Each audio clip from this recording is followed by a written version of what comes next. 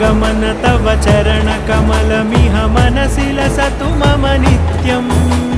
गरुडगमन तव चरणकमलमिह मनसि लसतु मम नित्यम् मनसि लसतु मम नित्यम् मम तापमपाकुरु देवा मम पापमपाकुरु देवा मम तापमपाकुरु देवा मम पापमपाकुरु देवा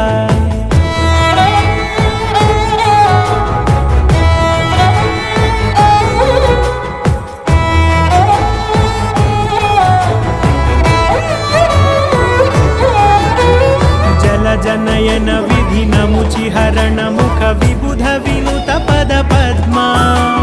जल जनयन विधि